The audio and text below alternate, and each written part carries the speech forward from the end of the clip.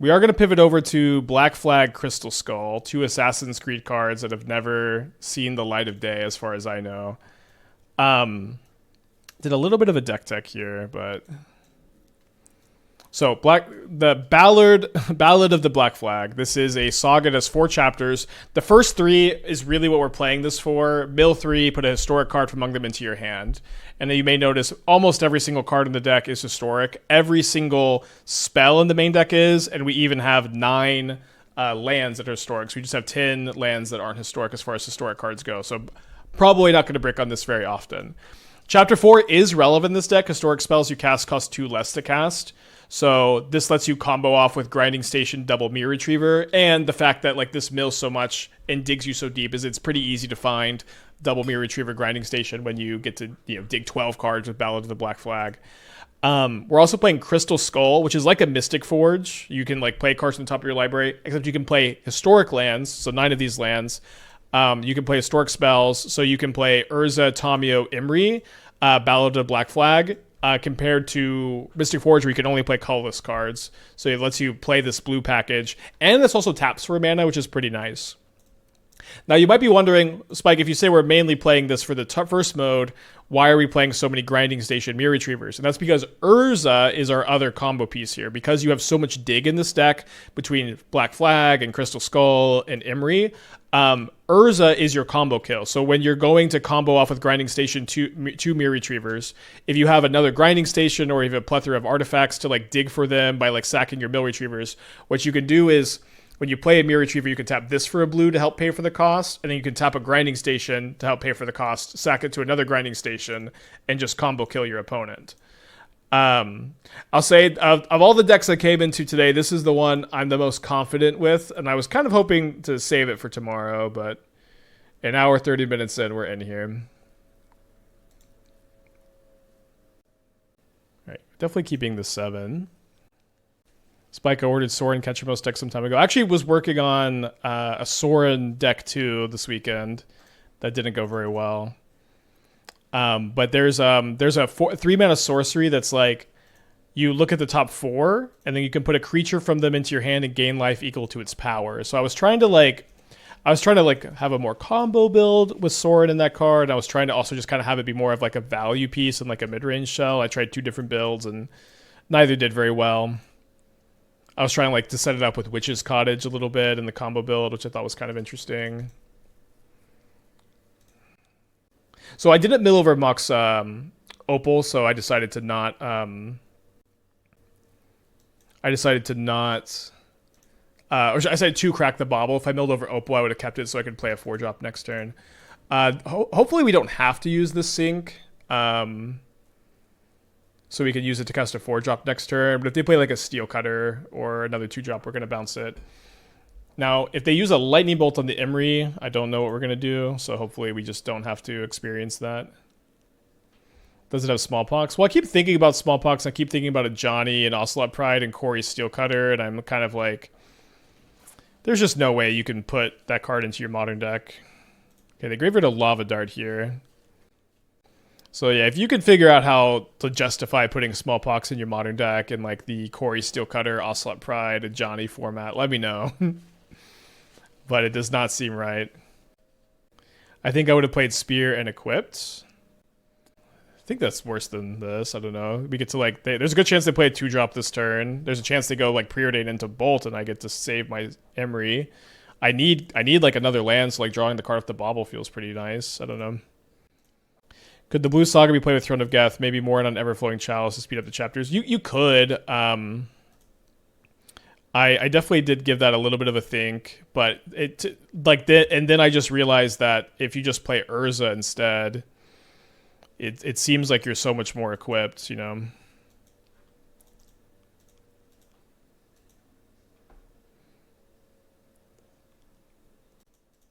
So I want to cast the Grinding Station this turn, which of course could really pop off with the Urza. I guess I can't quite use the Grinding Station. If I cast the Grinding Station now, which I guess we don't need to bark up this tree because I can't. I can play the Grinding Station, I can tap it in response to its trigger, gain a mana, untap it, tap it again. Oh, I can cast Crystal Skull. Okay, so we'll go cast Mox Amber. And then I'll go cast Grinding Station. Tap Grinding Station for mana in response to the Urza trigger. Now, this is something that we learned from the Breach players back in the day. Okay, this is so cool. Yeah, I know this deck is really sick. I was trying to save it for tomorrow, but obviously we had such a disaster this morning that we needed to emergency play the good deck. Break in case of bad stream.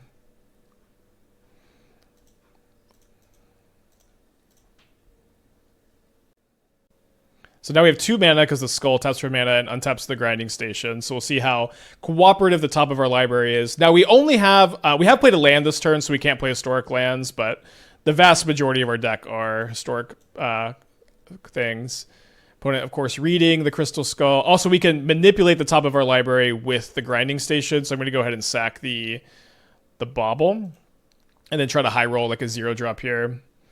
We find a Mirror Retriever, which is so close to like letting us win the game here. Like if we had seen this instead of the thing we milled, we might have had the turn 3 win. Instead, we're going to pass back. Oh yeah, I guess yeah. That's actually a good point. Those who didn't bother selling their Grinding Stations and they have the Breach combo deck still, this deck is going to be very easy for you to build. Although you do play the full 4 Grinding Stations, although the card's probably much cheaper than it used to be.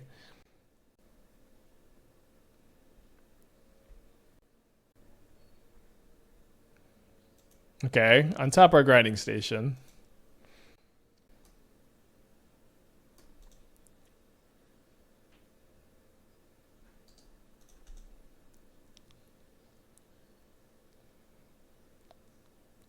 Cool to get to debut this card on stream today.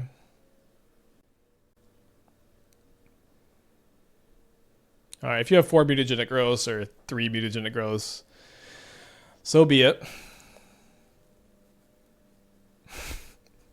Why do I say anything?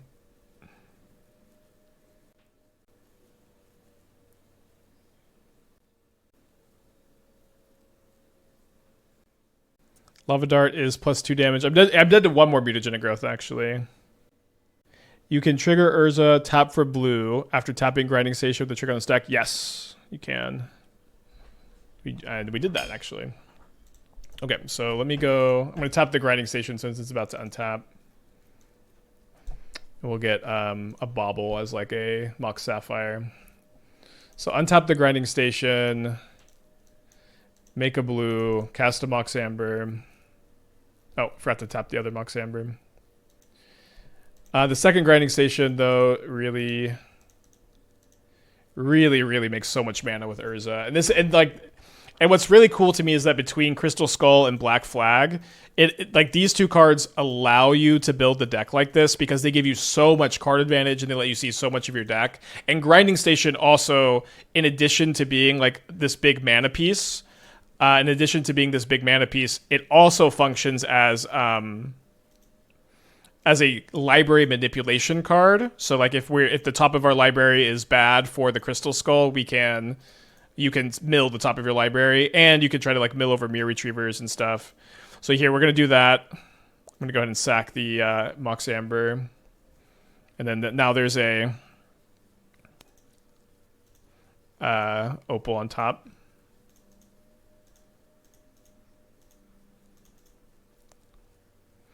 I did consider Karn. I think Black Flag is really good in this deck, and also of course it's good to play test the untested cards on the brew stream. But I did have a Karn build at one point, yeah. Okay, so we do need 1 more Mirror Retriever to win this game. We don't have one yet, so let me just keep making mana.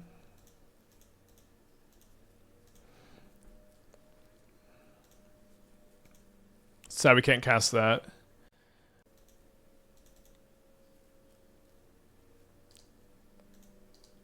It's gonna always yield now. Might as well sack the Mirror Retriever since we want the first one in the yard anyways.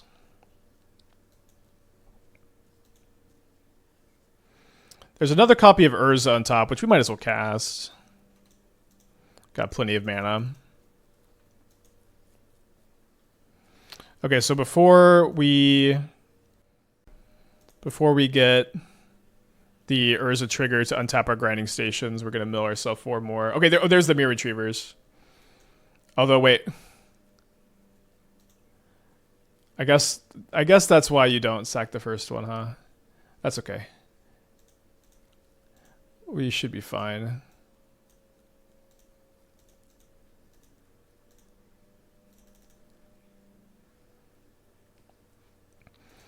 Well, I guess it's possible we just mill all of our Mirror Retrievers. I'm gonna not make the mana, and maybe that punishes me here. Oh wait, I have Emery. What am I doing? Sorry, I have Emery. Okay. New combo woes. I guess this is why we don't auto yield.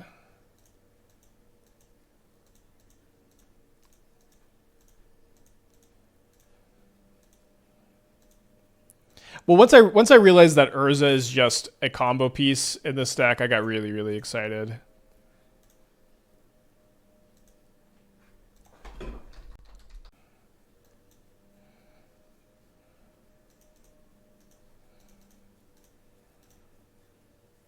What's the kill? So you start milling them 3 at a time with Grinding Station, and you generate mana with your Grinding Stations to pay for the Mirror Retrievers each time. So it's an infinite mill combo. All right, we have the Shadow Spear in the main deck. The plan is to bring in the Chalice of the Voids for the Tamios. Now, it's a little bit weird to have all these Mox Ambers, but I think it's just kind of okay. At least I've been thinking that it is. Does this work with less than 3 Retrievers? Yeah, you only need 2.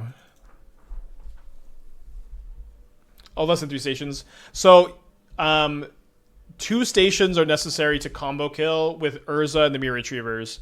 Between Crystal Skull and Ballad, you get to dig really, really deep for them. You also can just Ballad Chapter 4, which Chapter 4 is a long time, but if you cast Ballad on Chapter 2, then that's usually when you go for it. But Ballad Chapter 4 makes your Mirror Retrievers and your Grinding Stations cost 0, and so you don't need Urza at all in that case. Yeah, so with two being lethal, you tap one of the stations, and you tap the Mirror Retriever each time you loop it.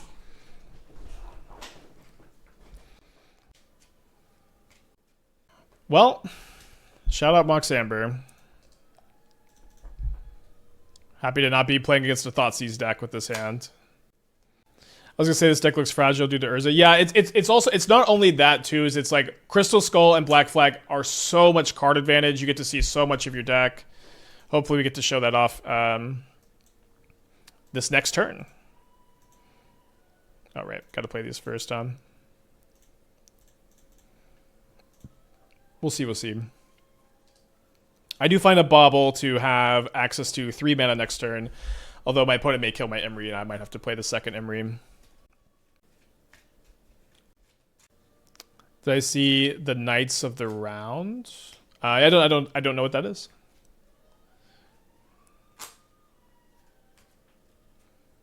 Okay, decide no attack with the Channeler. Wise. So if I play this bauble, yeah, I'm only gonna have 2 mana after I Emery, so I guess we just go Emery into Mirror Retriever. And I might get to just like use Mirror Retriever as a Lotus Petal if if it blocks the Channeler. I guess blocking is not that likely to happen, but if this dies and I pick up an Opal, we could use it like a Lotus Petal maybe. Oh yeah, I think Esther's doing her lesson. Let me put on the Noise Gate, although she is a wonderful singer. All right, we'll see if they have a second copy of Lightning Bolt. They might consign my Mirror Retriever too, which would be interesting.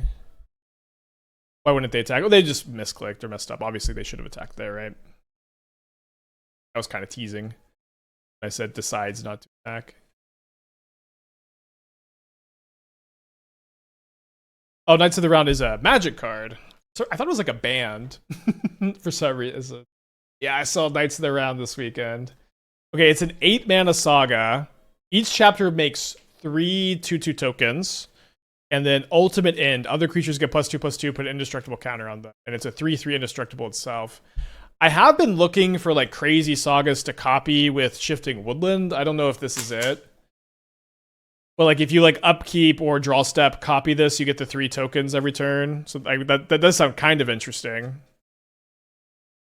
All right, cutting some steel. Hopefully they don't have a lava dart or a bolt, so we can play a flag or an Urza, depending if we draw a land.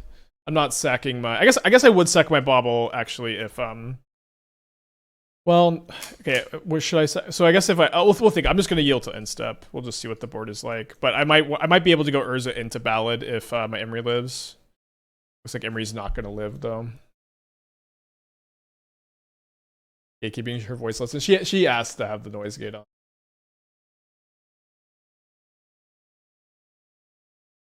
Why are they playing black? I don't know. Good question. Wouldn't the saga counter be retained on the woodlands? It is, yeah. That's part of it, but for that one, you get to make 9 tokens over the course of 3 turns. Then you get the ultimate if you want it. One thing that's interesting too, if you're copying sagas with woodland, you could copy a different saga the next turn, and you keep the counter on it. It does seem like we may get got here on this game too, although I'd like to see a land on top.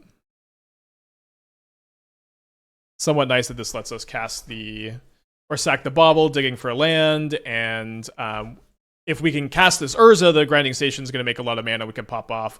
We really need to draw like an Urza Saga or an island next turn, and they graveyard a Mishra's Bauble here. Yeah, you can attack with the creature sagas too. Certainly not an ideal mana source, but it is still a mana source. I've seen a lot of Japanese core lists using Jund colors for the last few weeks. Okay, the last card is a consign. So probably cooked at this point, because I just get hit for 5, and then I have nothing that lets me play Urza. And I don't think, yeah, if I'm casting the Ballad, yeah, let's just go to game 3. Do you get a chance to play Demi Phoenix Control? I mean, this has been like a pretty recurring theme. It happened with the other Phoenix deck, just pretty good off stream, and then didn't do well on stream. With the Demi Phoenix Control, my first league I was 3-0, and then we finished the league 3-2, and we only played those 2 matches on stream, but I did think it was good off stream, and so I recommend giving it a spin if you're interested. Hinwa, delicious. If one or wait, it's a Q. I don't know. I guess this is a Final Fantasy creature. If 1 or more tokens would be created under control, that many tokens plus 1 frog are created. You can sack a frog to put a counter on this. So this is kind of just a worse chatter thing, unless you have frog synergies. So it can get Jade Avenger in there. I can't remember what Instant Ramen does. I'm excited for Final Fantasy. Hold up, Demi Phoenix Controls on YouTube. I probably didn't make the YouTube because it was on Friday, and I started the league off 3-0. I 0-2'd the rest of that league, and that was right before the challenge on Friday. So it probably didn't make the YouTube, and I played Cube after that. So it's in the box field, and it's on a Twitch VOD too. So. Oh, and 4 wanted some slight modification to Phoenix list. All right, you can send the list magical if it's not Gut Shot and Surgical Extraction. I'd be happy to take a look if it's not either of those 2 cards. What is Final Fantasy? I'm still trying to figure that out. It seems kind of like a generic version of Expedition 33 to me. Okay, so we're on the play for game 3. We have turn 1 Mirror Retriever. Kind of interesting. Let's keep. Esther and I are in Act 3 of Expedition 33. No spoilers, of course, but that game is great, and I recommend giving it a try.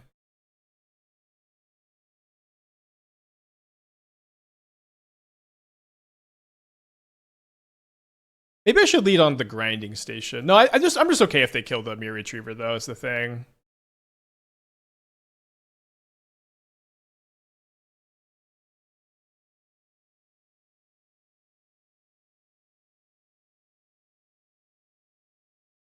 That's a good draw. I attack for 1 first. Let's see. So 1 less force negation. 1 more bolt. And you're playing the Thundering Falls. And I don't like the basic mountain. I could be wrong. Yeah, especially with the counterspell, I wouldn't play the basic mountain. I do go so back and forth on the Thundering Falls. It's so weird because you have so many graveyard synergies, but you also like you just lose if you draw a tap land early. But I guess that's less true in this build, so I think you're probably right to be on board for it. It seems like so much artifact hate. Flame, Hurkyl's Recall, and Meltdown. Okay, so maybe if we draw land next turn, we can go Grinding Station, sack Mirror Retriever, buy back the Chalice. I had mounted because I was drawing Hubbard before, just didn't change it. Yeah, fair. Alright, so land would be pretty nice to get a Chalice. We could also draw a Chalice. Ballad of the Black Flag would be great. Draw another copy of Mirror Retriever. We'll just play a Grinding Station here. We could do some Mirror Retriever looping, but not right now. Is there any reason to mill myself now that I have access to all this? Like, I guess I have Emery I could draw, but I just have access to my full combo if I can combo, so I guess there's not really much reason to.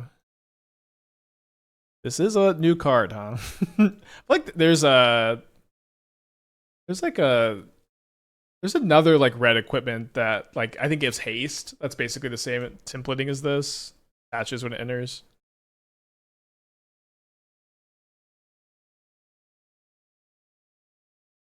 Affinities felt rough. Well, how much affinity are you running into, though? I just kind of decided to ignore it.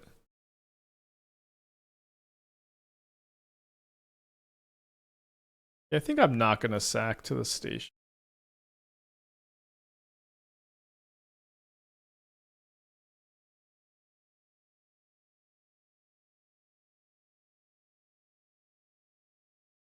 Well, let's see if this works. I have a feeling it's going to get consigned again.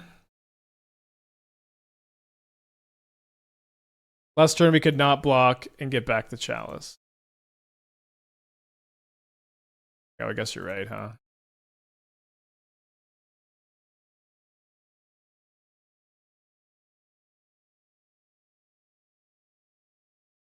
When you're right, you're right. So if we draw an Urza, do we immediately win? We only immediately win if we loop Mirror Retrievers when this one dies.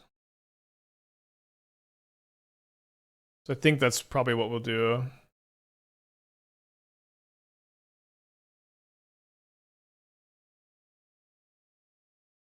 So an Urza is a win off the top. Otherwise, like, are we trying to...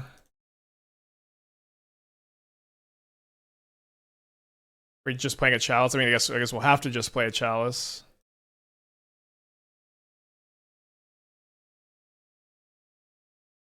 The problem is, like, we just don't have the top decks at this point. That double consign draw is pretty gnarly.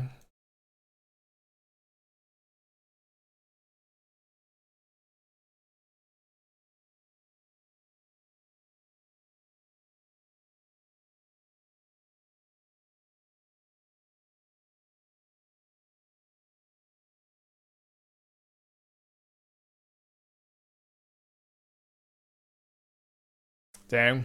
Wasn't expecting to win game one and then lose when I bring in 4 Chalice stuff. We have no lands, but we have turn 1 Mox Opal and Mox Amber. So is this hand good if I draw a land? I need to draw like 2 in a row. We are on the draw. Let's just mulligan. All right, this hand's really nice. Oh, it's so tempting to put back the Grinding Station and try to high roll Mishra's Bauble or 3rd Mox Amber to turn 1 Ballad. Yeah, I think I just kind of want to high roll. Was the Roaming Throne relevant in the Maverick list? We played like 1 match and then moved on. I didn't like it as much as the non-Fleshmaker build, like immediately. Ice Fang in the yard. Well, our Emery's probably gonna live, which is nice.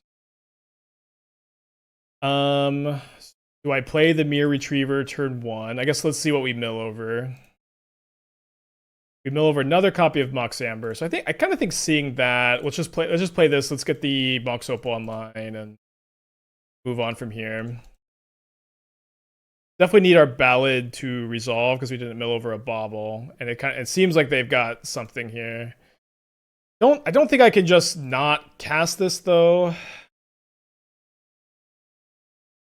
Let's go. All right, so first time this is on stream.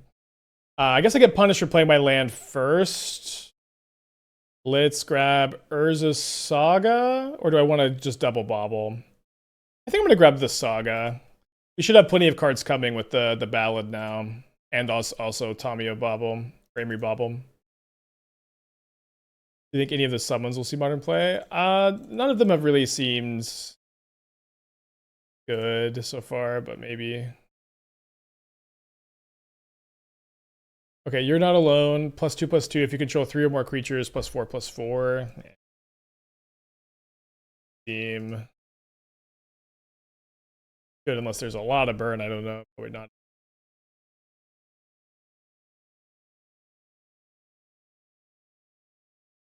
There's a Fun Raveler. They bounce the Emery, which makes sense. They leave the Ice Fang to protect the Teferi, I assume. We draw an Urza. That's kind of what I was hoping to ballad into, so maybe we can get something else that's nice. We could leave the Mirror Retriever in the yard pretty easily, just digging for the grinding station. I'll take the Baubles. It's basically a Mox for Urza. Let's play the Emery first to play a little bit better around like a Flare. Did I mill a grinding station? I did not mill a grinding station. So it looks like I'm free enough to just get in at the Teferi here, expecting a block. So let's return Mirror Retriever with Mirror Retriever, play Mishra's Bauble, then cast the other Mirror Retriever. Wow, this ballot card is insane. Why hasn't anyone else cast it yet? Well, I mean, it was kind of hard to build around, but I mean, that's exactly what I do on this channel. I try to find cards that I ask myself the same question: why hasn't anybody cast it yet? And I cast them. It's like also like one thing too is like when this card was printed, Mox Opal was still banned, and so it's kind of easy for cards like this to get printed. Opal's banned, and then Opal gets unbanned, and people are just working on other stuff too. But yeah, this card is crazy. It's like it just draws you. It's so much selection, so much card advantage, and it can be a combo kill card. Well, which might be important. My opponent pitches Path to Exile. They target the Urza. Yeah, the Ring was legal at the time too. So like other card advantage options, like you just can't even really think about them. And then they target the Emery. All right, so this also one thing too about Assassin's Creed, and this is kind of part of the Cassandra problem, is that like Modern Horizons 3 had just came out, like very very. Oh, I might take second ballot over Urza. Yeah, they have Ephemerate on the rebound, so to me that seems like what I want to do. The fact that it can find itself is pretty cool. Could attack with the Retriever. I guess let's not. I know it's not part of combo. They look at Tale of Tamio. I don't know what that card is. I could take a look, I guess. So do I feel like my opponent's got a counterspell up here? Maybe. They know I've got this in my hand. I don't really know how they can play their deck without counterspells in it. Let me just see if there's a counterspell like on the top of the library. There's another Teferi. I guess it gets another Teferi. Like, do we want to? I guess they're gonna probably fetch it away. I think we're just gonna make another Ice Fang here, another Saga token. The next turn, this does cost 1 less, which isn't like the most relevant ever. But if I can find a grinding station off this, we can combo kill or draw step or whatever. There's another Ice Fang. I did kind of expect them to save the Teferi with that if they had it. Now, they did shuffle the Teferi away just now. And we give them the option of solituding our Tamio or solituding our Construct. And I kind of expect them to choose.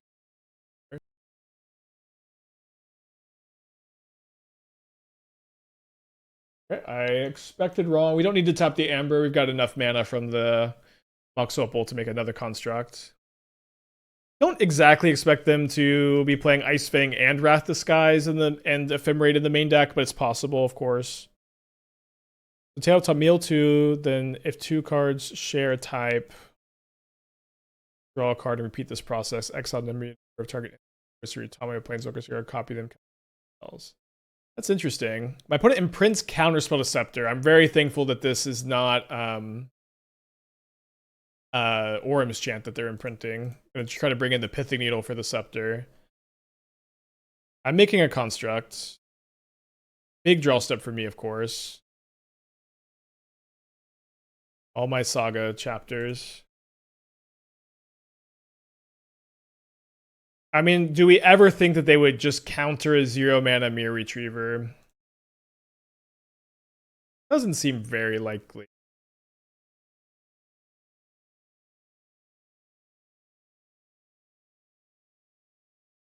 I think we can afford to play this kind of slow. So let's maybe go to combat first. I guess we should cast this first. Okay, so yeah, I mean they know I've got the other ballad, so they're saving the Scepter counterspell. So let's just go ahead and let's get in. If my opponent blocks the Mirror Retriever, that doesn't matter, because I guess it doesn't matter with the Solitude, but okay, they didn't take it. All right, so we will take a peek at their top card. It is Orem's Chant.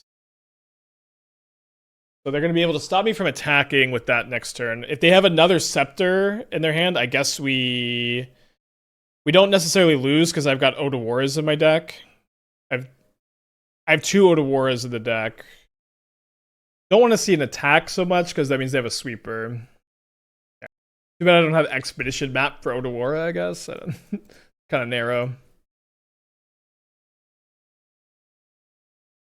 So we continue to flood the board. At this point, an Ephemerate's going to be really far away from saving them. They're going to kick that Orem's Chant we saw, I assume. I think we're out of baubles also. I think we've gone through all 4 baubles so far. So I can't cast spells. Let's make another construct. Let's get a Opal. I guess an Amber out of the deck. Opal's a bit more useful.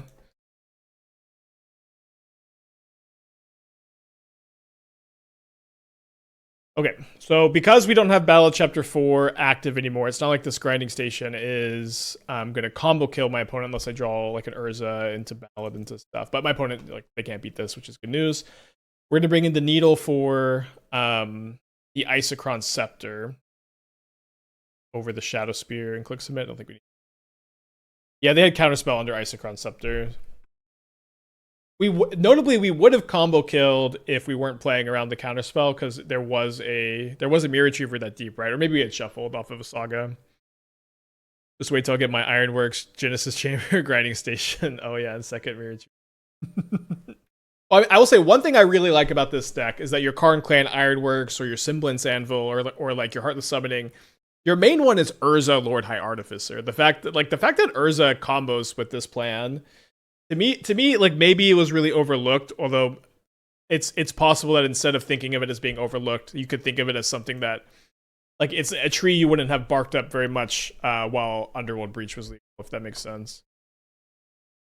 And like when you compare this to like Kethis combo, I really, really enjoy that our deck is one color that gets to play Urza Saga really comfortably. That's something that you just can't really say for Kethis combo. Our Skull and Ballad from a new set. They're from Assassin's Creed. And so, like, Cassandra was a card that really flew under the radar for me from Assassin's Creed. So I wanted to, like, do a little bit of a deep dive on the set and try to figure out if there was anything else I had missed, which is why you're seeing this deck today. You know, what's interesting is, like, I had even, like, thought... I think I maybe have talked about this on stream some, but I had thought a little bit about this kind of build. I'm going to play around Wrath Disguise as best as I can by not playing Saga or Opal this turn. I thought a little bit about this kind of a build when I was consulting on the set. And they also nerfed Crystal Skull. Crystal Skull used to be 2 mana and could only play historic artifacts from the top. And so I whipped up like a build. I think it might have just been legendary artifacts, and I whipped up a build with like the ring and Amber, like Mox Amber. I feel like they're maybe it was like more of like a this could be dangerous down the line kind of proof, but they did end up nerfing it, which was interesting. And so kind of like Cassandra, like I consulted, they nerfed it. I'm like, okay, I'll mess with other stuff. And also again, Assassin's Creed was out, which was just, or sorry, Modern Horizons 3 was out, which made it really hard to focus on other stuff. I still do. I haven't consulted since Assassin's Creed. They asked me to do Modern Horizons 3, but I said no, and they haven't asked me since then. And I think it's just like when I was consulting, it was during the COVID era, so it was really easy for me to do remote. But now it seems like they fly people in, at least for bigger stuff like Modern Horizons 3. And I've made it clear I'm not really interested in taking a big time off stream to go consult. Yeah, only 2 cards in their hand. I thought you weren't allowed to discuss old design of cards. I guess maybe I shouldn't have said that, but at the very least, like when it comes to that, it's like I like talking about small changes and how like a card got like minorly nerfed is different from talking about how the ring used to be, which is like the ring used to be like a completely different card. So like to say that this card how it was a little different, like other consultors say that kind of stuff all the time. I think it should be fine. But if not, I'm a bad boy who doesn't play by the rules. Will I post any new Final Fantasy video with the cards for Modern? Yeah, of course, I do that for every set. I haven't missed one in years. I will. Although, actually, maybe I missed whatever set Nissa was in, like the Aftermath set. I think I missed that one. Other consultors jumped off a bridge with you too. Maybe. Are they like base jumping or cliff diving or doing something cool? I'm kind of afraid of heights. I'm gonna lead on Crystal Skull to be like a little bit better against Stream Verdict. They get Verdict in game, right? They kick a Orms Chant after. I think that works out pretty well. I don't even necessarily want to play this Tamio. I don't get to attack, but that's okay as well. They play Witch Enchanter, kill my Crystal Skull, so maybe I can go Urza Imri and replay the skull next turn. We could block here to be better against an Ephemerate, and I could not block to have one more mana. Let's not block. I think that.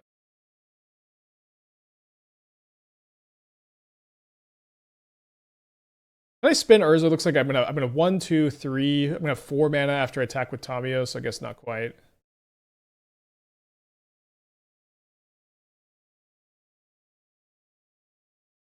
Yeah, I know 4 dogs. I was just kind of I was just trying to banter back. Yeah, Crystal Skull is like so much better than Mystic Forge in this deck. It lets you cast Tamio, Urza, Imri, your lands, and it taps for mana itself, which is cool. So I thought about doing some like Paradox Engine Crystal Skull stuff. Honestly, we could still maybe do that. Oh, Paradox Engine, that was in my consulting draft.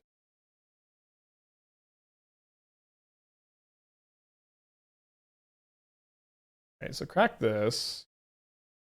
Excited to cast a Crystal Skull. Maybe we'll get Orms Chanted though. No, we don't. Let's start with the skull, I guess. They've got skulls on.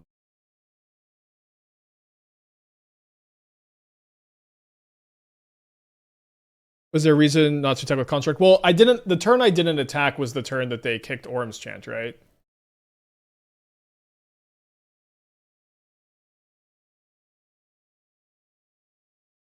I had Karn in an earlier draft off stream, but once I realized Urza could be a combo piece, I was really excited to not have to play Karn in this deck.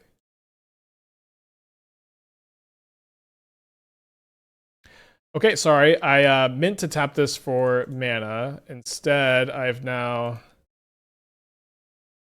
drawn a card. Playing around Wrath.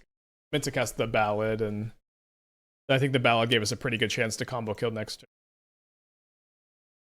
when consulting you card ideas. Yeah, was the consulting process when I was part of it. Was always getting to play Sog off the top here is so nice.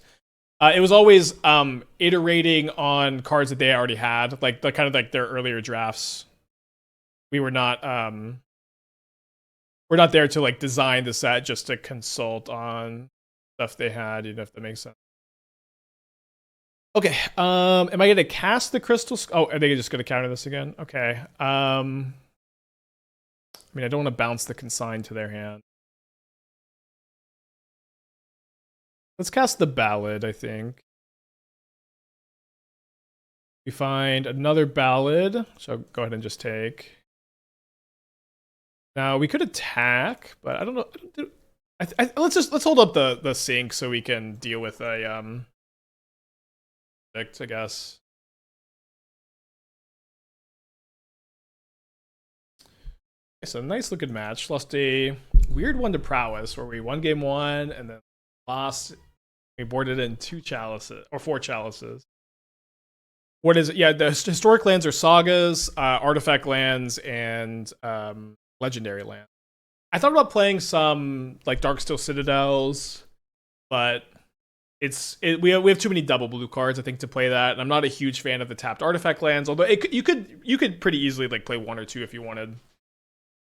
On the draw, I don't love that this hand is this slow, despite the grinding station being really good with Urza. I think we should mulligan. This hand's way better. Let's keep. I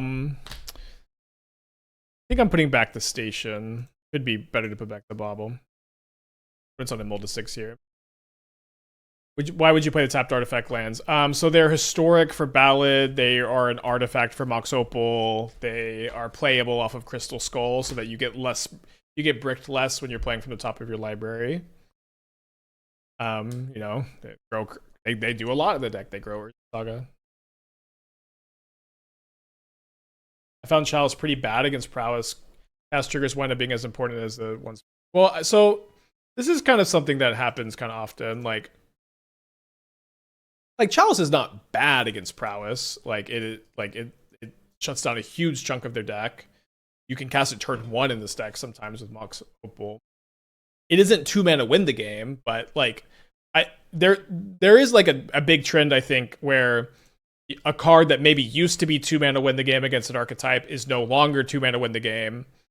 And it's really easy to say this is a bad card in the matchup. When like almost undeniably it is the best sideboard card we could play for the matchup, right? So I would encourage you to reframe a little bit maybe, or to try to use like more nuanced terminology. Because I don't know, I feel like we can be better about these discussions.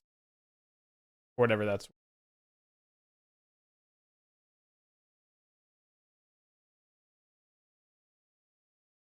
Right, so Ballad on turn 2. We are on the draw though. It's possible that we're not going to be able to get to chapter 4 to combo. We might need Urza, of course, as is the case a lot of the time. Probably going to take Crystal Skull over a second Ballad, although second Ballad's better if the Tomio dies. I guess we should probably hedge for the Tomio dying.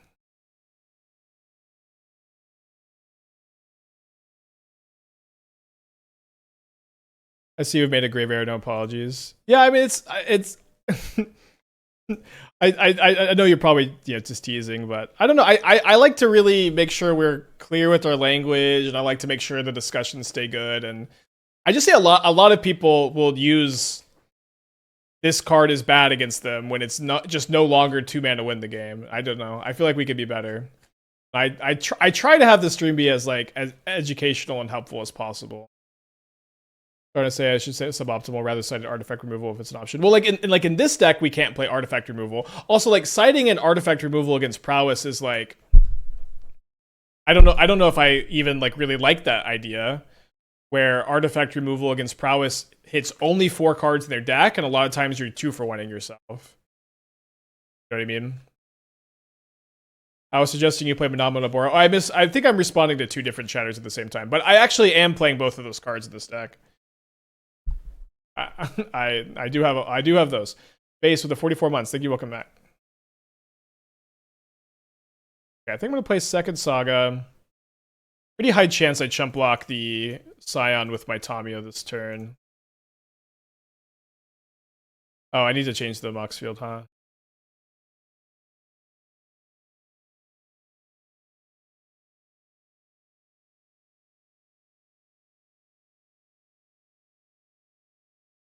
Yeah, the binding on the ballad's pretty tough there. Now, thankfully, we don't really have much card draw besides the baubles. About the Bowmaster. Bowmaster is also like kind of back. Just kind of back. I promise propaganda is better than Chalice for Prowess. Maybe. Kind of an interesting thought. Chalice also comes in like an extra decks too, right?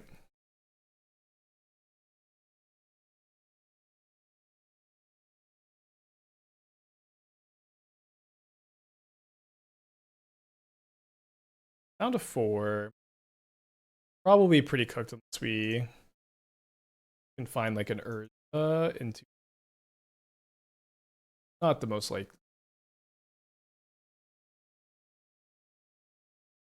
Okay, Ballad. We have only 3 men after this though, so we'd have to hit like Mox Opal. And okay, there's a Mox Opal, but there's just a Mirror Retriever top. Game 2 we go.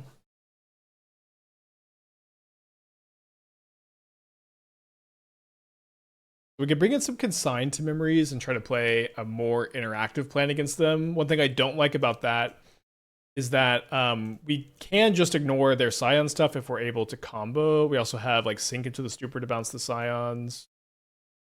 Yeah, the Chalices are also good against Boros. You can bring them in against Living In. You can bring them in against Storm. And so it's like, you know, much more versatile than Propaganda.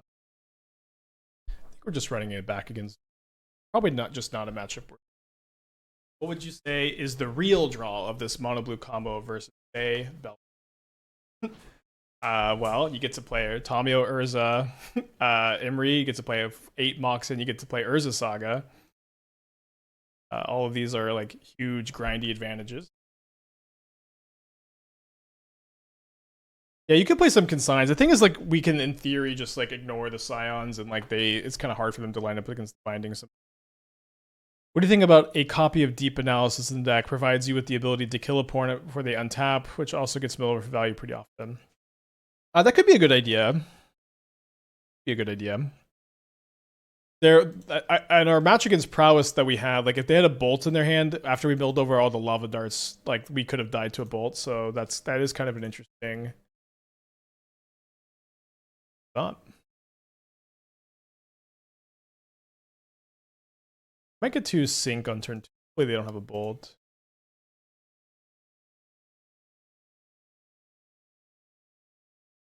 Queen Rane, Human Noble. Looking very blue and ogre-like for a human.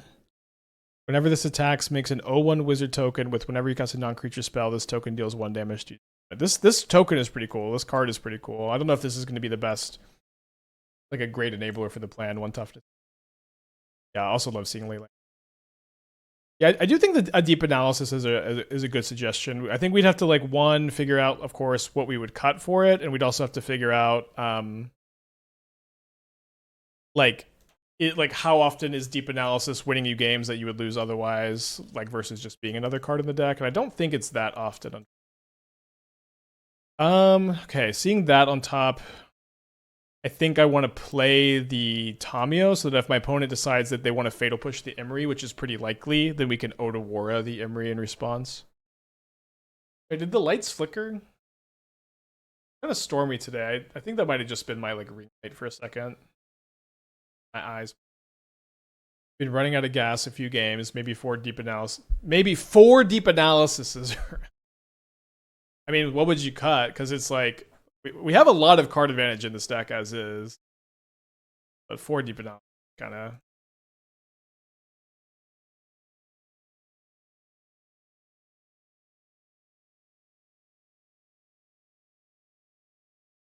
Assuming all archetypes are fully balanced, am I the type to lean more towards control, aggro, combo, or mid range? I mean, I used to be like. I mean, I don't even think I've really ever truly like had a huge archetype preference. Like maybe more towards control and combo way back in the day, but for a long time now, like what I find to be really enjoyable about Magic, is brewing and just playing something new. Like I just kind of don't care too much what the archetype is as long as I'm able to find something new and cool. Okay? But like assuming it's all balanced. Is Winter Night better? Well, Winter Night can't target your opponent. Like the main idea behind deep analysis is we play one copy. When we mill ourselves while we're comboing, we could kill our opponent. Yeah, I can. I guess they're still stinging. You know, we have 4 Crystal Skull, we have 4 Ballad of the Black Flag, we have 4 Urza, 4 Imri, 4 Tamio, like we have 4 Urza Saga. We have a lot of card advantage as is. So I don't know that there's room. My opponent's holding up Orcish Bowmaster, so let's just sink into the stupor that, I guess. Make them crack the Lantern, or maybe they won't crack it if they have the Bowmaster. Okay.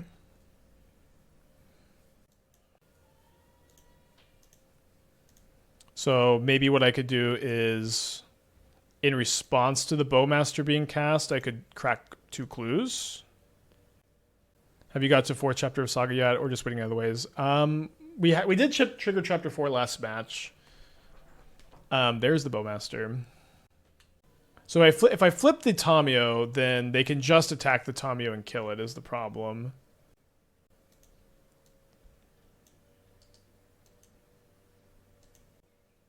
I think this is going to be fine. But Urza is also a combo piece that can win. So if they main phase Bowmaster, I can crack the Bauble, let them trigger the Bowmaster once.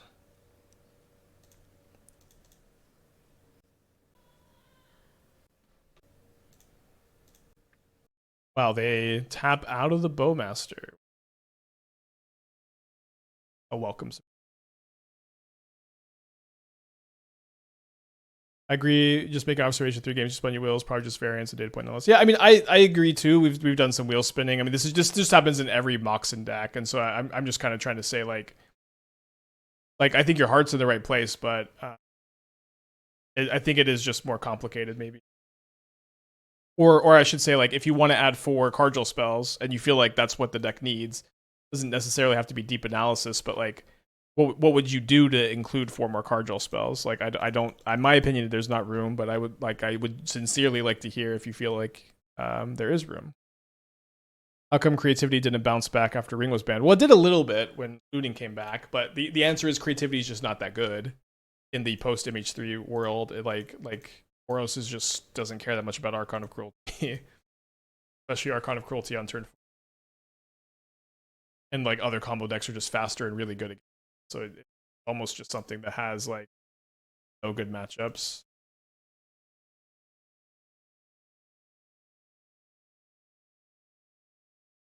So just milling myself, seeing if I can find something for Envy. We do find a Mox Opal, which we don't have in play, so we can put that in play. Feeling pretty good about our position, especially because like we know our opponent has Bowmaster, but we just like do not really care about Bowmaster. So I play Valgavoth in creativity. It's kind of cool. Valgavoth does seem pretty good against board. I think Esther's finished her voice lesson. I don't hear her voice. I on Mondays I just put up the noise gate. That has been a little glitchy because Esther's going ba ba ba ba ba ba, and she doesn't want Shell to hear it. I'll just try to talk into the mic, but I think I might be good to take it off. Will I try to break this in my brewing? There's nothing to break here. This card just sucks. It's like just not, unless like even if you're doing something like Vesper Lark to return this, like it's just not the kind of card that almost ever ends up being good. It will almost always be better to cheat something like a Traxa or Gristlebrand into play that's like way more resilient and not weak to creature removal. So like maybe one day they print something like really weird and unique that's like enables this card, but unlikely, and my knowledge there's not really anything. Okay, so they flames my Urza. There I have Bowmaster and a mystery card. That's not what I wanted to hear. It's not what you wanted to hear, but may have been what you need. Take an Urza Saga off of our Ballad. Bad hit. How much mana do I have? I have 4, 5, 6 mana. So I can sink after the skull resolves because the skull taps for a blue. Although I guess I get punished for playing my land first a little bit. Yeah, I'll attack with the Tamio, get another artifact, and just hold up the sink. I'm not going to bother to sink the Bowmaster end of turn, though. I have seen the Buster Sword. That card is, it's interesting. It definitely does seem like it goes like more in a, interesting that they would main phase this instead of playing Bowmaster and then untapping to do this. It looks like we're going to have to bounce the Kavu now.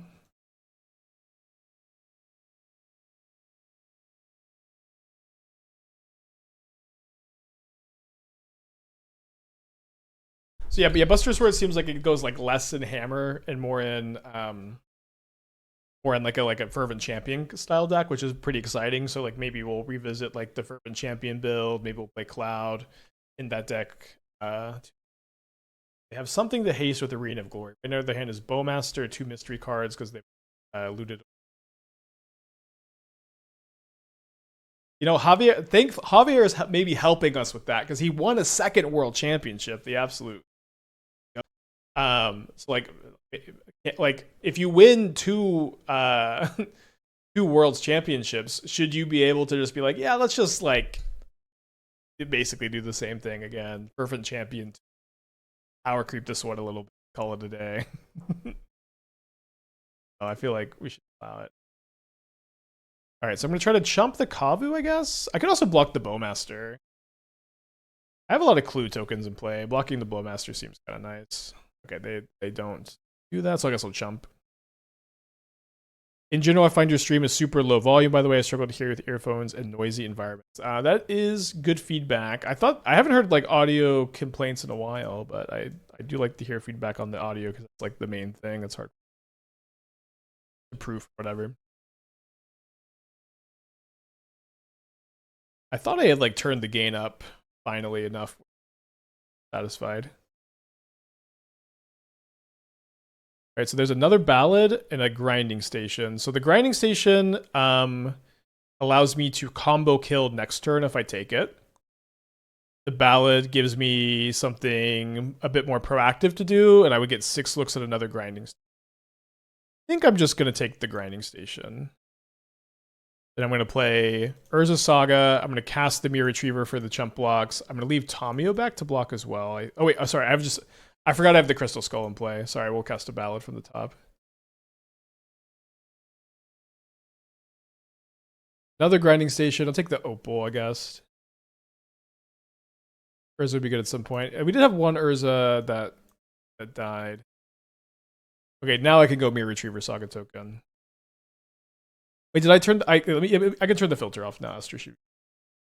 Thank you for your understanding.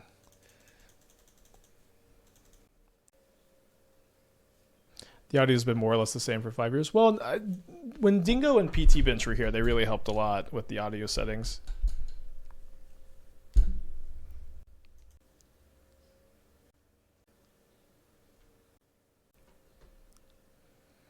Yeah, maybe I could afford to be a little bit louder. Although one thing is, I do like, sometimes I've got a hard time controlling my volume, so sometimes it's good that we're a little bit quieter over here. Now I know getting upstairs has been kind of slow. The people who I hired to install the floors should be coming this week. But I'm going out of town for the bachelor party this weekend. But I would really like to get everything up there. Maybe I can mess with some audio while I'm redoing everything. Okay, we're going to game 3. I know March was a while ago. Do you remember if you like stock up in Primal Prayers? I thought it was good, yeah. Oh, we have 2 Otawaras. Don't think I can mulligan this hand though. We can also channel an Otawara pretty easily with this kind of hand. This might be actually a game where our opponent goes like Kavu off of 2 fetch lands. We can like bounce a ley line and kill the Kavu. Check out this sick list from Japan. It's a reanimator build. No, you just can't Sorin Vein Ripper anymore. It's just not. It just like, it's so sad. But Sorin Vein Ripper straight up like is bad against Boros. Like it's like laughably bad against them. At least that's my impression. I would love to be wrong about that. I really miss Sorin Vein Ripper. It was like such a cool deck back in the day. I guess wasn't that long ago, but it was such a cool deck.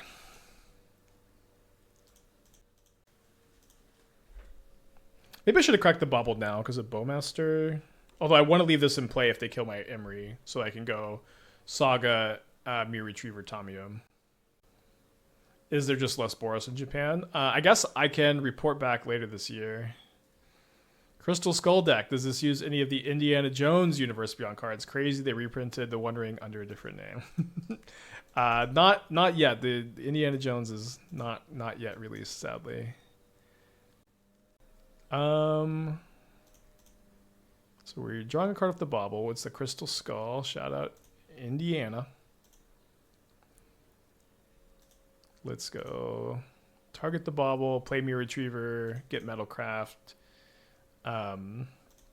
cast Tamiyo, and then we'll do a little bit of thinking here, but there's a pretty good chance I want to be setting up to Otawara, bounce the Kavu next turn. It only costs 2 mana to channel. Has anybody put in Vein Ripper against Boros? Is it as embarrassing as I think it is? Maybe it's better than I think it is. Zoshi with the 27 months. Thank you. Welcome back. No, we don't need to wait for our Saga to pop off to combo off. Urza lets you combo off. You can tap the Mir Retriever. You can tap a second grinding station. Oh, sound off. I can't reach them. No. They'll never know how to combo. All right, they exile the Crystal Skull. We got another one in our hand. I'm going to take 5, I think, this time. I Vein Rippered against Boros. They Static President flip their Ajani by sacking the cat. Yeah, that's what I'm worried about. Thank you for the report. Okay, so if I attack 1, 2, 3, 4, it's going to be a little small. I think I'm going to go for a Ballad, and then I'm going to hope to hit a land off the Ballad, and then I can Otawara one of the Kavus. Okay, so I didn't hit a land, but I hit a second Mox Opal, so I could cast 2 Mox Opals and channel an Otawara. Do I want to do that? Kind of. I think with the Ballad in play and the Crystal Skull in hand is just going to allow us to have so much card advantage against an opponent who's missing land drops that this is just going to be what we got to do this turn, I guess.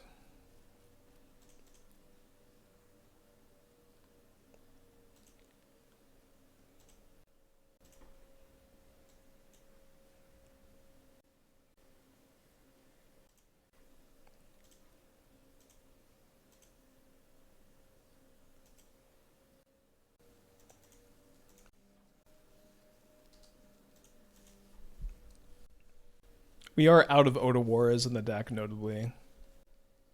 So it has Kavu, 4 mystery cards. I didn't correct the bauble because I want to find a Urza off this, and because I didn't want them to go Bowmaster, kill my Emery. Am I going to play Fervent Champion with Buster Sword? Probably. I'm very excited for the Final Fantasy set.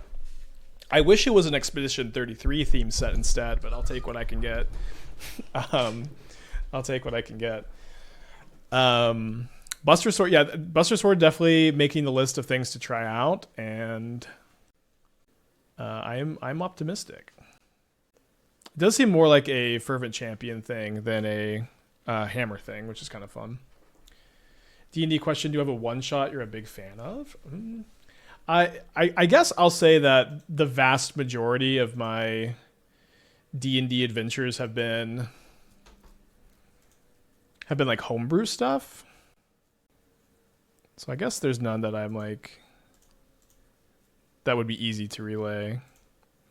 Yeah, I've never played any Final Fantasy games. My fiance has played a few, and so she's like mentioned a few things about the lore. Okay, there's an Urza. I Thank you, Ballad of the Black Flag. We can play the Urza by playing a Mox Opal from the hand. Oh no. I can attack with the Tomio for Metalcraft. I could also cast the Shadow Spear, I guess. Yeah, Esther's told me like a little bit about like her experiences playing the games growing up, but I haven't really retained much of the info, to be honest. Okay, so we could cast the Crystal Skull. The problem with that is we're tapping kind of low with this Kavu in play. Seems to me like I'd like to not just be dead to an attack plus a flames. If they go land flames, that will of course be a very anticlimactic ending. Let's play around binding on the construct plus tribal flame so I can chump block this Kavu with this Imri instead of having to chump block with the Urza, which of course I don't really want to have to chump block with. Also, milling 4 can be pretty good here, although there's still only one Mirror Retriever and no grinding station in the yard. Oh, Esther's in the chat. I Final Fantasy 9. Don't ask me why I didn't play 7. My brother told me to play 9. Yeah. Shout out Roosty. I'm currently reading through Brandon Sanderson's archive and would really want a Universe Beyond for the series. What part are you on? I think I'm gonna start. I think I'm gonna start the next book soon. I read Piranesi, which was a fantasy book my sister loaned me, and I really liked that one. I would recommend it. It's pretty short, fast read, and then I've got a couple other books on my backlog that I was maybe gonna clear before I got into Brandy Sandy into Oathbringer, but I just really want to read Oathbringer, so I might just jump in there. Yeah. My sister gave me Piranesi for my birthday. It was really good. I would recommend it. I'd recommend everybody just read a little bit more. Okay, they do have a flame, so I'm down to 5. So I'm glad we took the time to play around that. If I can find a grinding station off like the Ballad or off the Crystal Skull, or wait, they let you draw a card every turn. Okay, we should be pretty good now. Only a Tomio off Ballad Chapter 3. But we can go Grinding Station, respond to Grinding Station's ability to tap it for mana. Then we can get 2 more mana by attacking with Tomio later if we want to, but we're a little ways away from needing to do that. Crystal Skull basically makes 2 mana because it taps for mana itself, and then it untaps the Grinding Station.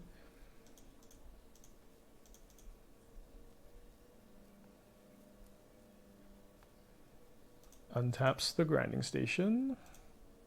And it's very fun that the Grinding Station functions as a mana engine in these kind of turns with the Urza, but also functions as a library manipulator by letting you mill dead cards off the top. Well, not that you have that many dead cards in the deck, for whatever that's worth.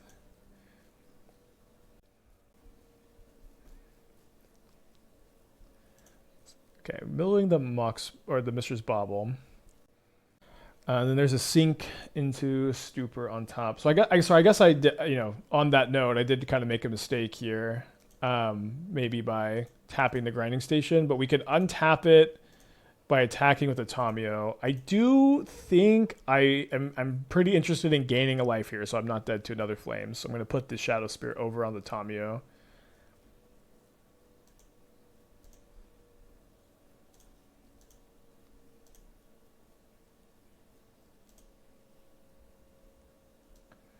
All right, so this untaps the Grinding Station. I guess let's just go to our second main phase before I do any more tapping. So I'm at 6 life. We're going to go mill, sacking a clue token. We have like 5 mana left.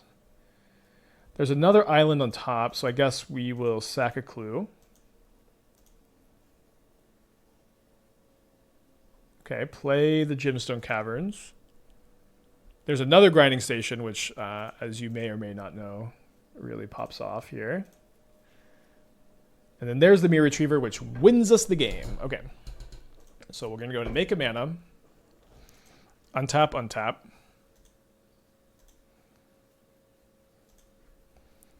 Make 1 more mana from a Grinding Station. Cast a Mirror Retriever. Could this play Reservoir? Well, the Reservoir is pretty unnecessary, I think, because you just, you just incidentally combo kill them like this via mill. Oh, I forgot to tap the Mirror Retriever for mana. Should be okay. Just do that next time.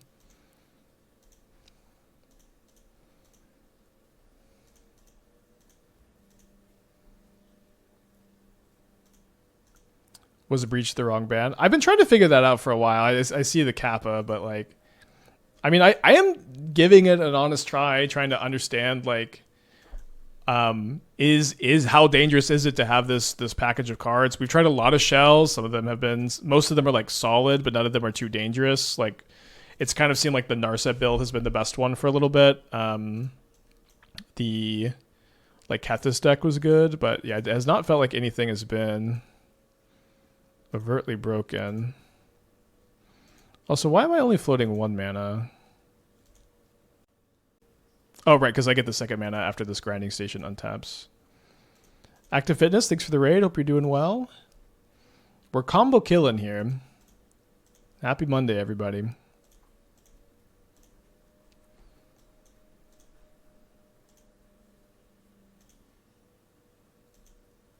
Yeah, like Breach definitely needed to go too. It's like I kind of don't even know why it had like remained legal for its whole time. It's just like so such a dumb card.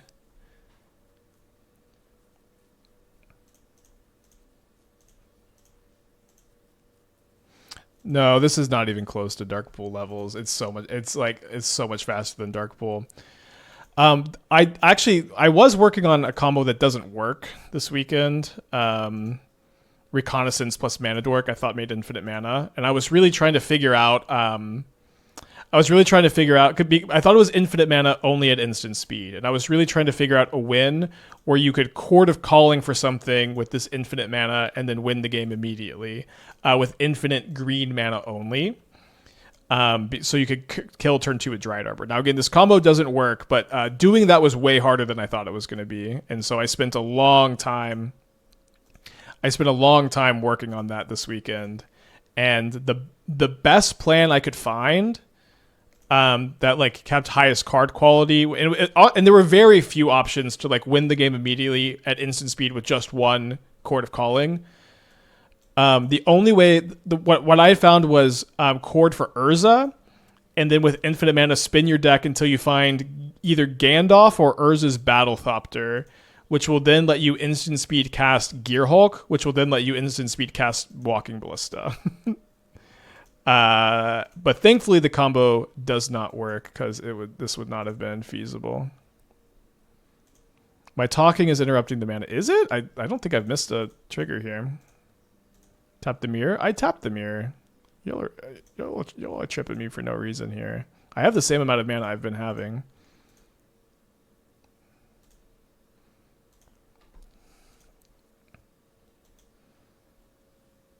Are they going to double bolt me, I wonder?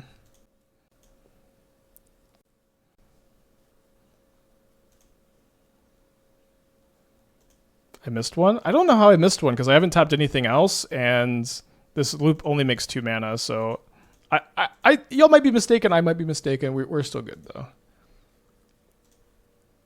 Sorry for entertaining. Oh, dang it. Okay, fine.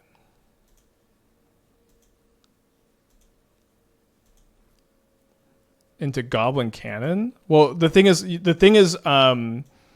the problem with like cording for Urza and then spinning for your deck is you still have to obey timing restrictions with the Urza. So it's like, I don't know what Goblin Cannon is, but I'm assuming it's not an instant speed card. So you have to spin into something that's instant speed that lets you use your other Urza spins at instant speed. That was the problem. Get your Shadow Spear attack. We've already attacked with Shadow Spear this game. Or we've attacked this turn. Against Double Bolt, though, we can try to draw into like a Sink into the Stupor. I don't know if we have any left, but I'm just going to finish doing this before we get there.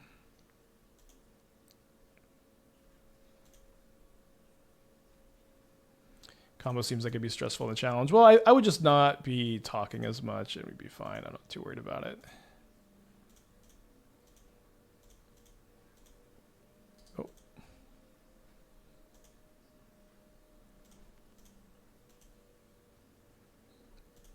Oh yeah, I guess Sync doesn't beat Double Bolt. They have enough red mana.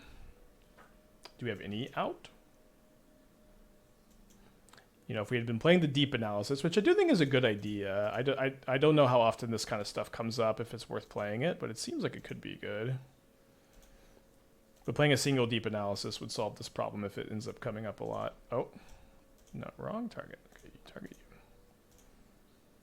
Yes, we're still up on time. Although probably not for much longer.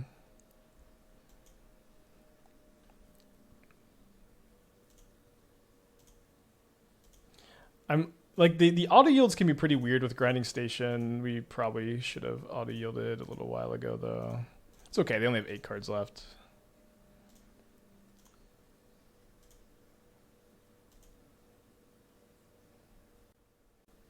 Cool down to 48 months. Happy 4 years. Deep analysis would kill you here too. Well, no, I would target my opponent with deep. Oh, but then I would die to bolt, right? Right. Because wait. Who loses the 3 life? The caster loses the 3 life, right?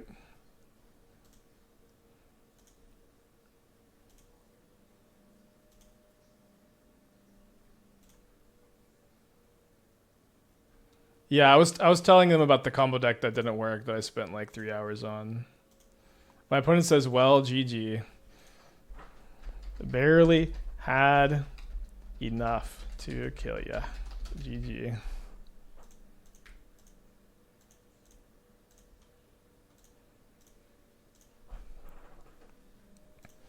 Are they GGing because they're winning with double bolt? Opponent says, "Add a bolt in hand." So they have 1, 2, 3 bolts in the yard. Okay, so thankfully you can only play 4 lightning bolts in your deck. So I'm just going to pass here.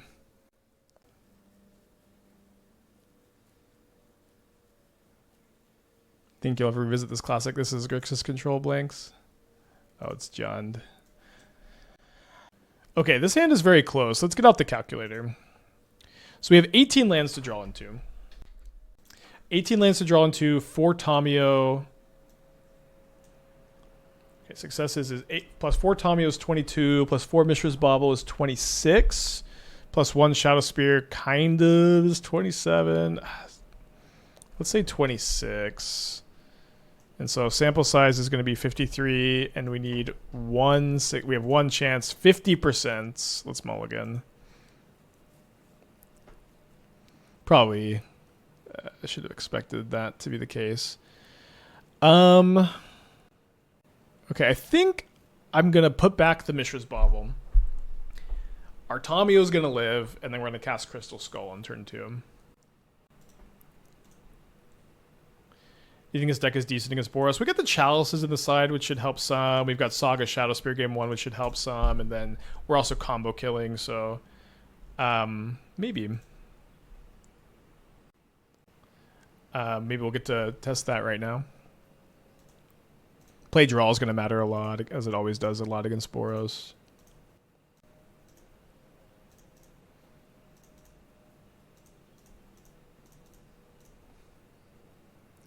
Okay, got a Ballad on top. Excited to see that.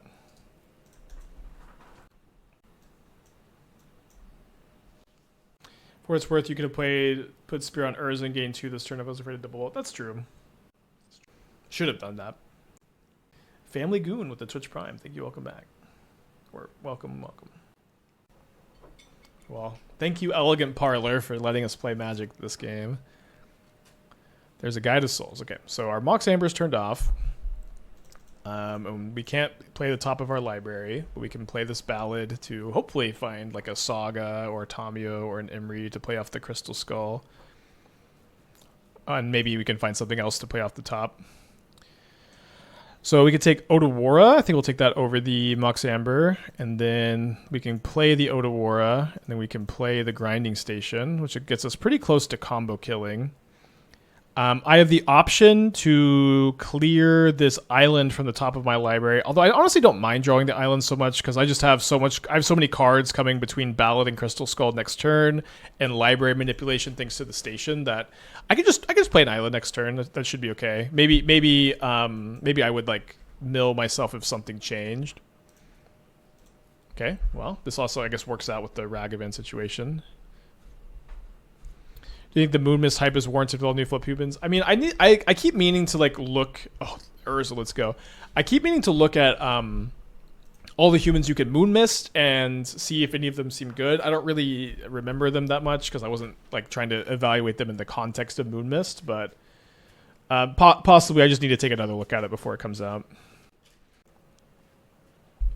It's the kind of idea that like people online, get really hyped about, but usually doesn't end up that good.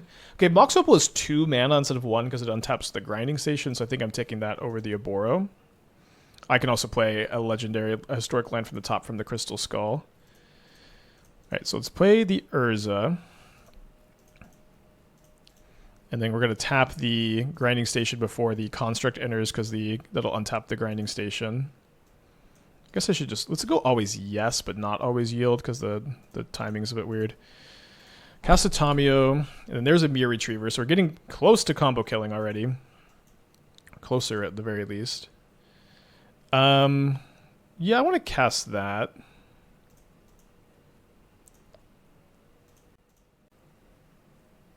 All right. We'll see if we hit anything better than Mox Opal. I guess Mishra's Bauble is technically better than Mox Opal right now. I'm gonna respond to this, untap, just play the Tamio from the top. Another copy of Grinding Station is great because that's a lot of mana. I guess sorry, I should have just taken the other Grinding Station, obviously. Make mana. Make it untap. Now there's an Urza kind of stuck on the top of my library here. I think I'm gonna not waste the 4. I guess it kind of only cost me 2 actually because I make a construct. And if I tap, yeah, it's basically -1 mana to do this instead of tapping the grinding station, if that makes sense, because I get to tap the grinding station for mana instead of tapping it to mill, and then I get to make a construct and untap 2 grinding stations. And obviously making a construct here is pretty good if we end up, not being able to combo kill.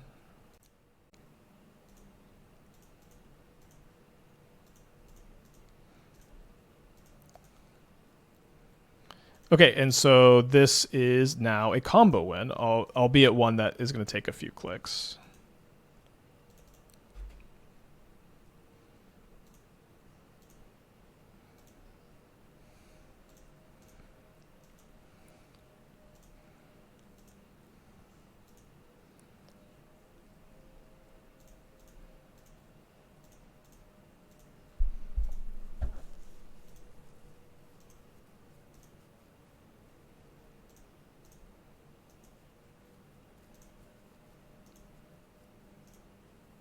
So probably at this point in the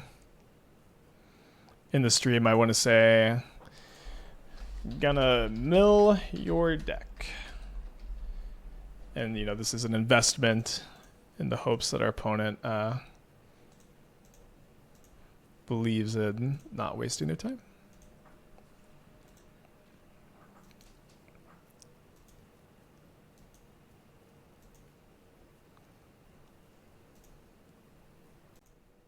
And if they want to see it, that's fine.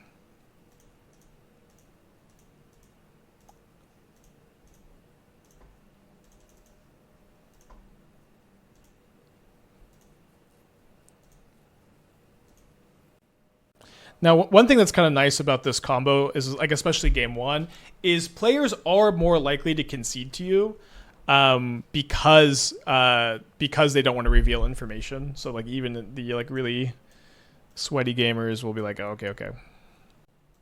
Okay, and I'm going to cut 1 Amber. I'm going to cut the Tamios, bring in the Chalices, just cutting the 1 drops. So we're bringing in the Chalices, and then click submit.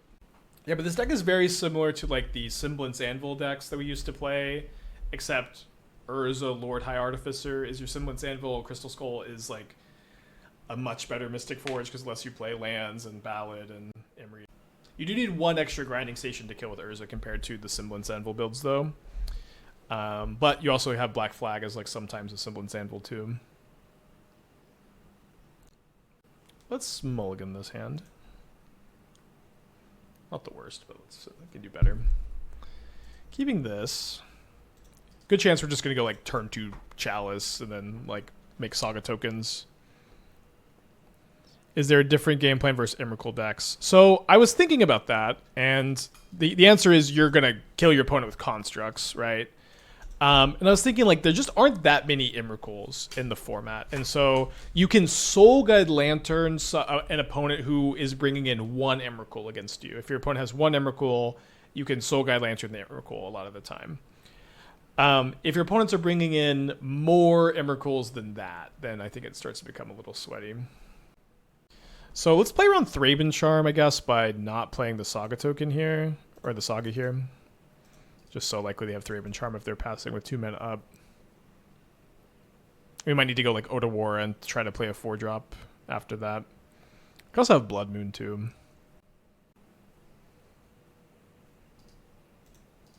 Yeah, I guess you could consign the Emrakul trigger, that's true. And you're probably bringing in your consigns against, like, Through the Breach at the very least.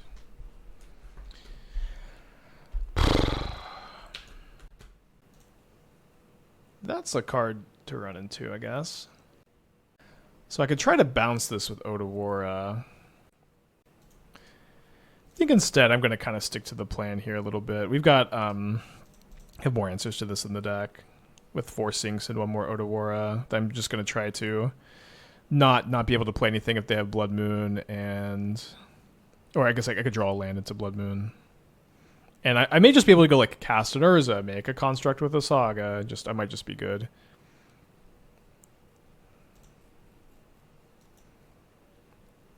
Now, I can't make mana with the Urza, thanks to the Conquered Clarion. I think I might as well play this out, although it's still my construct still dies to the Flage. They don't crack their fetch land in a turn. I guess they're only on 2 Surveil lands.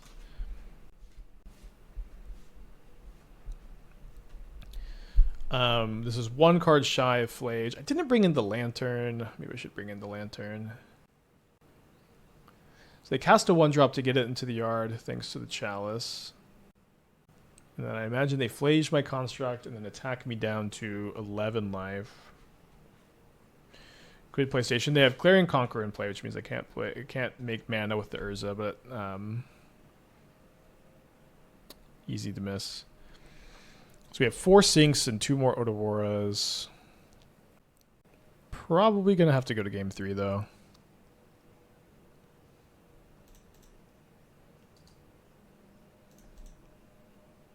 I know people are not very used to seeing this Clarion Conqueror in play. Yeah, the fact that this is like much better than Stony Silence would be here, because like it turns off my Urza 2 is pretty dang good. I guess we chump block with the Urza here. Yeah, you might get to use your grinding stations again, Jesse. And anybody else who didn't sell their Breach deck.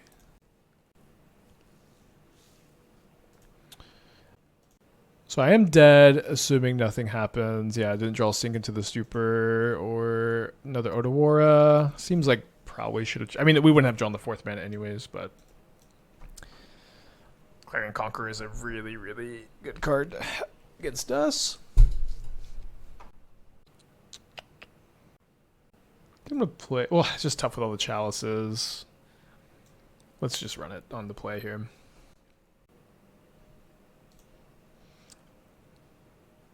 Yeah, I think that's my first time running into one of those.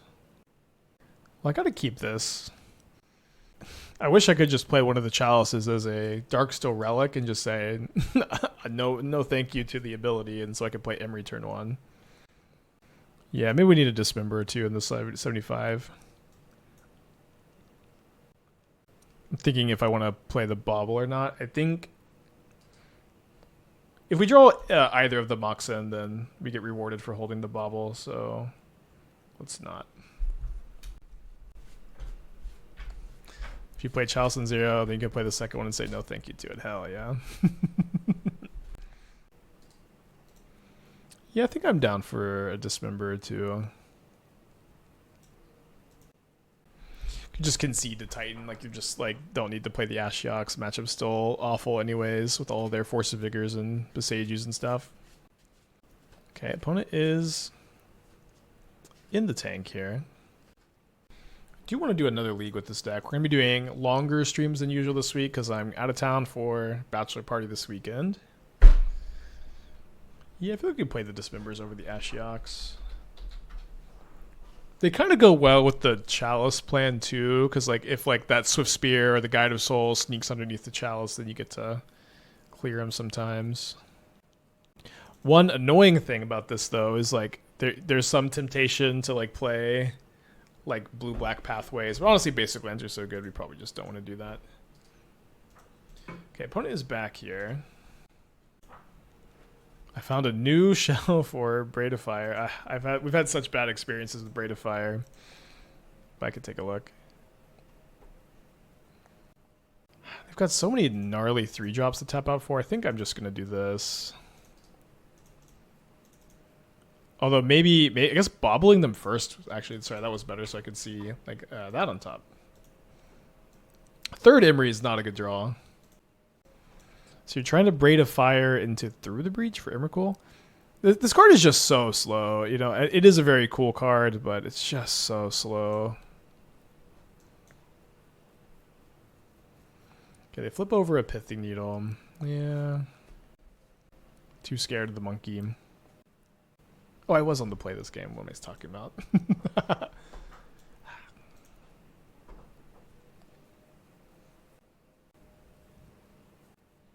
Did not pick the right line. I don't know what they name here though. Put into the Flood Ball, be a fine sideboard card for these silver bullets. I'm not a huge fan of Flood Ball in decks like this that are like you're just not that likely to bounce something with Flood Ball and then get to the name Urza Saga. I guess that's fine. You're just not that likely to get to name something or bounce something with Flood Ball and then untap and win the game. Usually you want to play that in like Belcher where you can untap and win the game, if that makes sense. Just James with the 47 months. Thank you. Welcome back. Does the main loop need 2 grinding stations or just one with 2 Mirror and an Urza? You need 2. If so, does a Genesis Chamber help? No. It's just get the. You get to dig really, really deep with Crystal Skull and Ballads. So you don't need to play a card like Genesis Chamber in your deck. You do not. You also do not want to play Genesis Chamber in the Ocelot Pride metagame. It's like you're gonna puke. Yeah, I think again. I guess we play the Bauble. So if my opponent like thought seizes my Emery, we can crack it. Do you also play Legacy? I haven't played Legacy regularly in a while. There was a time in my life where I was like a Legacy exclusive player. I built Miracles. I played like a lot of Stoneblade, a lot of Ant, and then they banned Miracles, and I just played a lot of Storm, a lot of Ant, and sometimes I still do. So I used to like back when I was like kind of early into streaming. I would pretty regularly like just play the Legacy challenge on the weekend. In addition to the Modern Challenge, and I would usually play Ant. One time I don't think we won. I think we top 8'd a challenge with like Kihira in our Legacy Ant deck. This was after they had banned Luris, but I'm like, we were just Kihira, and like we just kept casting it against Control, and it kept winning us games. Okay, seeing this, I want to crack the Bauble to be a little bit better against Bowmaster. Also, like I have a Mux Amber in the yard, so it's not like I need this Opal off the Emery online, and also like my Emery might die, although they didn't Fatal Push it now, so that's a good sign for my Emery living. We draw a land, so if my opponent does take their turn to Fatal Push the Emery, then we're going to get to probably resolve the Ballad unless they have a Force of Negation. If you run this deck and you help test Propaganda, I have 300 copies Name Spec and Price. Nope. But like the Chalice is just too versatile for me to want to play it over Propaganda over it. But I'm also never really very partial to the market manipulation tactics. I think this game, actually, I do probably want to lead on Ballad, since I have Mirror Retriever and Grinding Station in my hand, and my opponent is also they're just playing a very slow game plan that we actually probably can just combo off with this instead of the Urza plan. Also kind of close between taking the land for next turn and taking the Urza. I think we'll take the Urza, but did I find my favorite Winter Night Stories build? Probably the Jeskai control build. I thought it was the Phoenix list, and I just like classic 3-0 off stream, 0-2 on stream.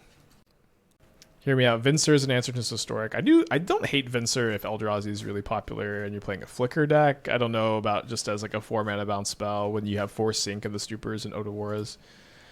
Blood Moon with the 23 months. Thank you. Welcome back. They just milled an Oculus with Scour, so maybe they have an Unearth. No Unearth, just no pressure. It's so perfect, of course. Let's see what we find off of our ballad before we choose what to do here. Obviously, it looks like my opponent has counter magic up, so we could try to play around that. I think I'm going to take another ballad. So I theoretically have 6 mana. If you count the Mox Opal from the Saga, the Mox Opal from the Imri. Wait, 3, 4. Yeah. So let's. I guess we'll just play 2 ballads. We're pretty likely to find a land off of one of them. It eats a counter spell for this turn, probably. I guess that's kind of a problem if they just don't counter spell.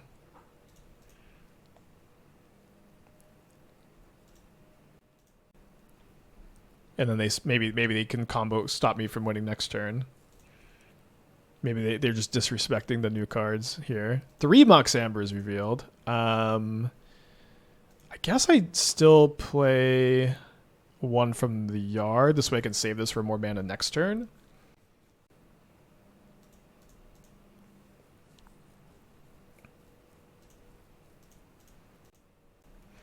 We have Urza Saga and then 5 of these, or 6 legendary lands, right? No, 5. We have 1 Gemstone Caverns, 2 Otawaras, 1 Manamo, and then 1 Otawara.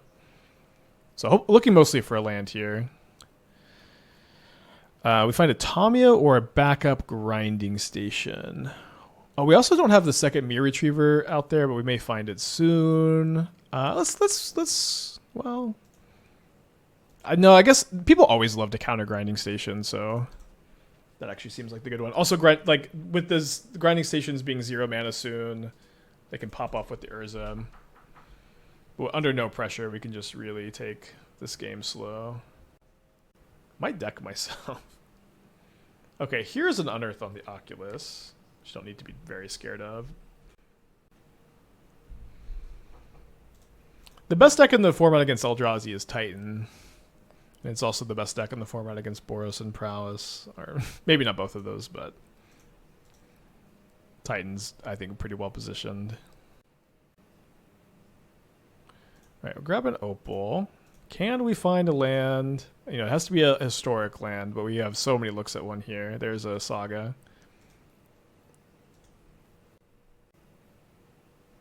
And there's a Naboro.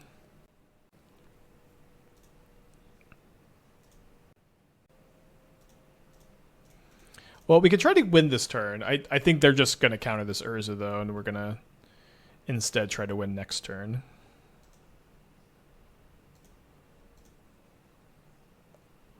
Maybe I'll cast Shadow Spear? I don't know. I think you're the only person who plays cards from Assassin's Creed that does not really pop off. Well, I mean, I think Basim and Cassandra are good. I agree that I'm the only person who plays stuff from Assassin's Creed. It's like people are, in general, pretty uninterested in the set. But there's some stuff there, and I feel like it's my duty to explore. Is Titan just not the best deck in the format? I think it is. Like, it isn't like great against like Storm, and I'm not sure how the new Living In matchup is against it, but I don't know. I just seems great right now. Like Blood Moon, like Boros isn't main decking Blood Moons usually. Are they playing the Sultai Skimmer deck? It looks like they are. Alright, so they probably only... I guess they could maybe have 2 counter spells here. The second counter spell is going to be potentially problematic.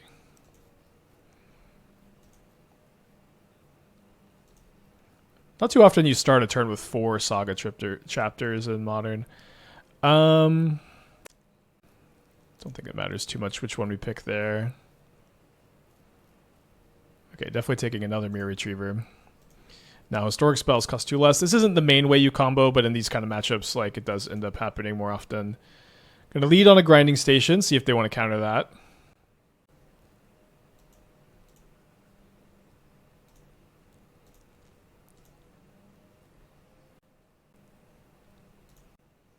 Green is for footfalls. It can be, if it could also be for Kishless Skimmer, which is something we've been doing. Thankfully, compared to the Urza plan, this build is a lot. This plan is much less click intensive. I'm just gonna go ahead and sacrifice to speed this up. Always yes, always yield.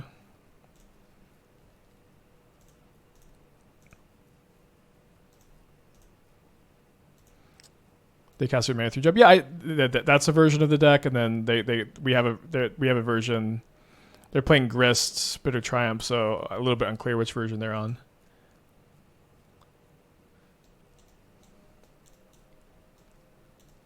Okay, do I want to bring in the Chalices? See, so Fatal Push, Thoughtseize, Snare. Something Snare is really nice, although I also get snared, I guess. I think I want to try the Chalice plan. Yeah, also hits Unearth. Hits their Tamios if they're playing Tamio. Which I think we had one Tamio the last time we played Skimmer. But they're playing Grist. I wasn't playing Grist. I'm such a Grist hater right now. It is just so bad against Boros and Prowess. Yeah, I don't think I want to play Jailer just to stop Unearth. I'd rather, like, Chalice does that better. I don't think it stops anything else, right? I guess it could stop Halo Forager if they're playing that. But I think the Halo Forager build just, like, people just, like, they love that card. They want it to be good so bad. It just isn't that good. I don't really recommend it. You think ever Golos will return to glory? I was looking at that deck a little bit a while ago, thinking it might be a good deck for Breaching Dragonstorm, but eh. Can you play Boros? Well, on this channel, I really like to focus on innovating and brewing and trying new things. I know some people see my username is Aspiring Spike, and they think maybe I'm just grinding all the top modern decks all day, but I don't think it's that's very interesting. There's a lot of other people who do that, and for me, what I like to do is I like to try to brew and innovate and try new things and try to attack the metagame from different angles. And, you know, I spent all weekend putting this deck together, and I'm pretty happy with it. And I think both of the new cards that nobody's really ever played before are looking good. And again, to me, that's what I find really fun. Well, this hand would be awesome if we just had one more land and could Chalice on turn 1, thanks to Gemstone Caverns. Well, again close. Let's keep and let's put back put bottom the Mirror Retriever because we want copies of that in the deck, and then Gemstone Caverns and Emery. Can you look into Enigma Jewel and or Tamio in the deck? Well, we have 4 Tamios in the deck. Those are in there. I don't think Enigma Jewel would like do anything though. Like, what's the idea there?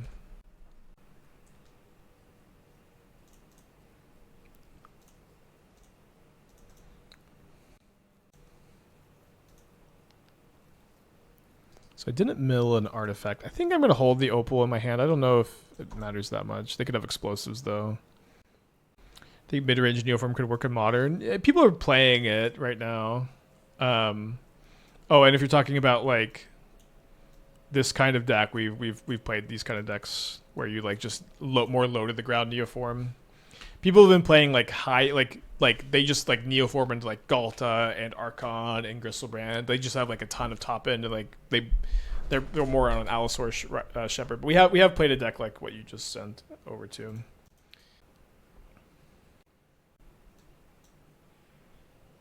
Obviously, we want this to resolve so they can resolve our Urza, but if they choose to not counter this and then save the counter for Urza, it's like, I don't know. They mill over a counterspell. Maybe they have Consign in their deck or they're looking for it.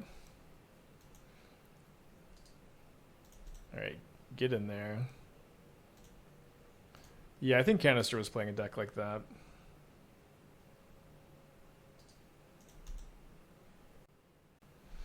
If I was going to lend myself to becoming more of a deck specialist, supposed to be primarily brew you are what I choose. I don't know. It's a pretty abstract question and pretty far away from where my head's been at. So a land or a bauble would be nice. Unfortunate. Now the station can really pop off with the Urza. The problem, of course, is now my opponent maybe will just have us frog locked if they just have... Oh, missed the attack. If they just have counter spells every turn, not much we can do. They discarded Oculus. Do they have Unearth? They do have Unearth. Now we want to save the Opal to trigger the Grinding Station, of course. Didn't want to play it last turn.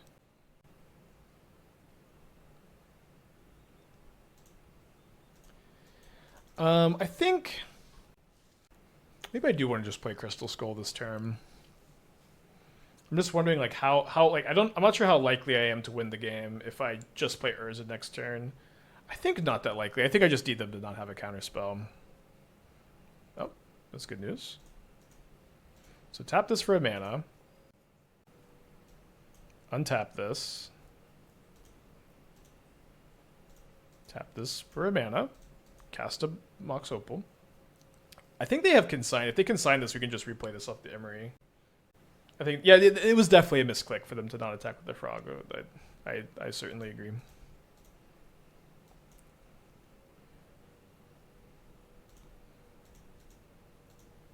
It's honestly shocking I haven't explored this synergy more. I do think that this new shell is so perfect for it, too. So opponent maybe reading this. Notably, this is blue, so they can't consign it, which is also kind of funny that that ends up being as relevant as it is. Seeing another Grinding Station on top is really, really, really nice also.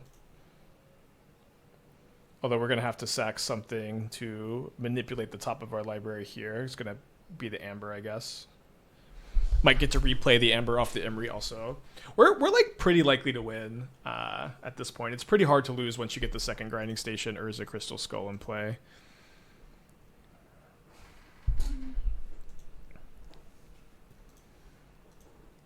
So there's another Urza on top though. So we should we cast this Urza?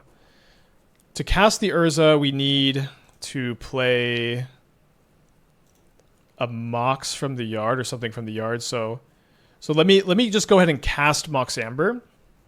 This I don't want to tap the Grinding Stations for mana before I cast something, because then if my opponent consigns the Mox Amber, then we're cooked. Yeah, with Crystal Skull you could just play the utility lands. Oh wait, sorry, last turn is what you mean. Yeah, I guess maybe that was the better move. Or did we play a land this turn? I guess we'll see just next time the land is on top. But now we might fizzle. Our Emery's tapped. We have 2 mana left after this. We have played a land, so we can't tap this. We're also not dead on the crackback. Do I want to sack anything to just... I think we just pass. I think we just pass here. This is turn 4. We haven't played a land. I think we missed a land drop earlier. So it's actually really good news that they played that Undercity Sewers. This means that they can't really Fatal Push my Urza this turn, which is the main thing to be concerned about.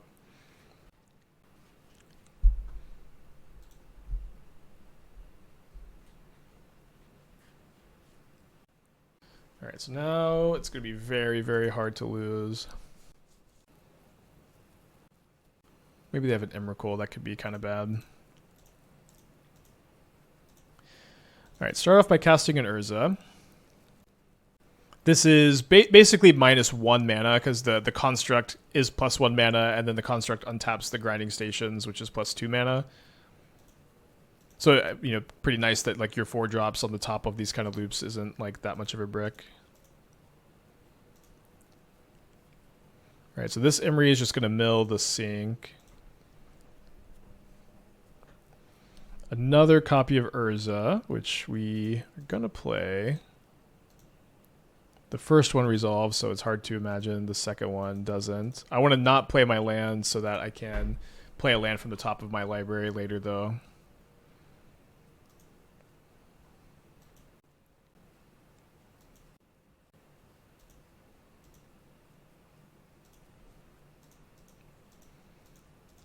And then this is kind of like a little ritual, although I guess better than a ritual because it's just going to make a lot of mana.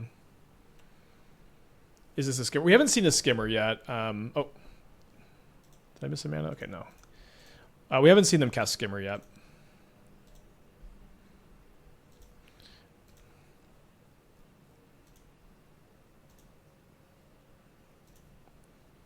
With me having Imri untapped, I don't need to worry too much about like tapping these grinding stations too much. Also, like the ballad is probably gonna get me something here. Maybe they have another. If they have a counter spell, that's just also okay. What untap the Imri? We took another turn. No, there's no Manamo. Listen, they forced some negation, and we just took our next turn. We just haven't tapped Imri yet this turn. If they do counterspell this ballad, we can just play the Saga from the top of our library because it's a historic land. Really, really nice that you can do that in this deck. Yeah, it's okay, Illusions. It's just funny. I guess it could be better to play Manamo instead of playing the Saga because like it does just represent like an opal from the yard or something, but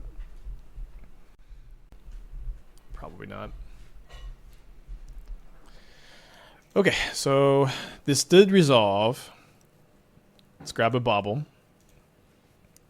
The new top card is yet another ballad. Should be comfortable enough just to tap these. Like we're just gonna combo kill, and we can untap our grinding stations with ease, relative ease. All right, there's a Mirror Retriever. Now we don't need the first Mirror Retriever so badly as we need like the second one. So maybe it's better to just take the grinding station for the extra mana. I believe that. So we'll play this as +4 mana, effectively. I guess if they can counter this Mishra's Bauble, and if they could counter the whatever I play off the Imri, then that maybe would be enough, right? Seems to be not enough. It's not enough.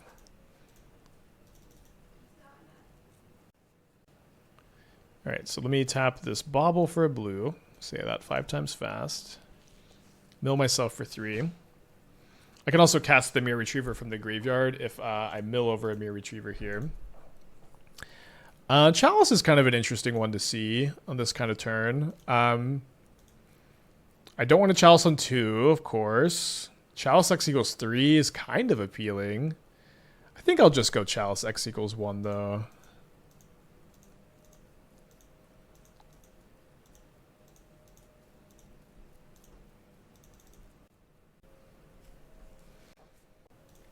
Only one Mirror Retriever in the top 32.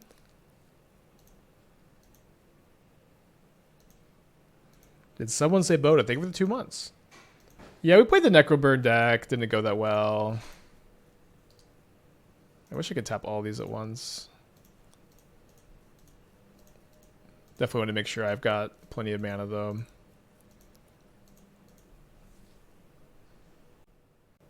I also don't want to like be milling myself aggressively for a mirror because my opponent could kind of easily have like a surgical extraction or something, and I need to be able to like win with constructs if that's the case.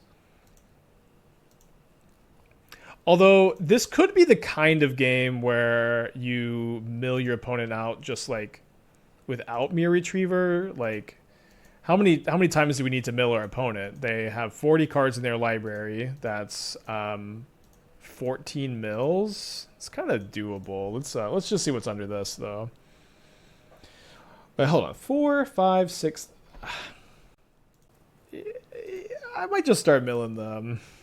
I think we can just win without them, like with them having graveyard hate here. Like although how often do they have endurance in the spot? I guess that's a question we can ask. Do you think there's ever like any chance they have endurance?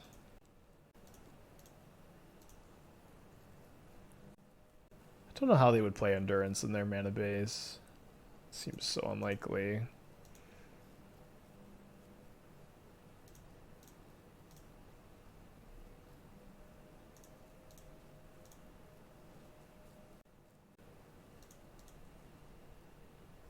Well, there's the second Mirror Retriever, 45 cards deep. Thankfully, found it. It's not too hard to find them on these turns, but well, it just takes some time.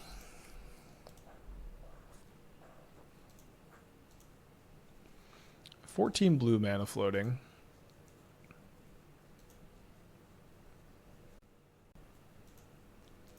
Yeah, like I mean, they have like no green cards. I don't really know how they would do it. Okay, missed 1 mana. Seeing, they have Trespasser and Nile Spellbomb, so it does not feel very likely that they've got like a bunch of graveyard hate. Hello. Sarulf? Oh my gosh. When a permanent an opponent controls is put into a graveyard from the battlefield, put a counter on Sarulf. At the beginning of your upkeep, if it has more 1 counters, remove all of them, exile each of the non-land permanent. Huh. That card kind of rules, actually, right now. Get a Chalice for 3. Huh? I guess we could.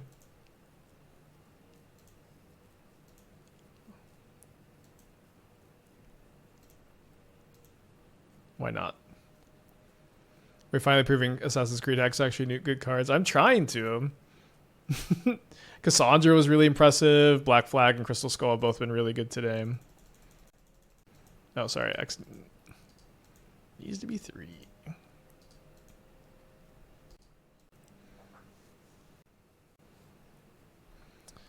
All right. Well, we keep milling them.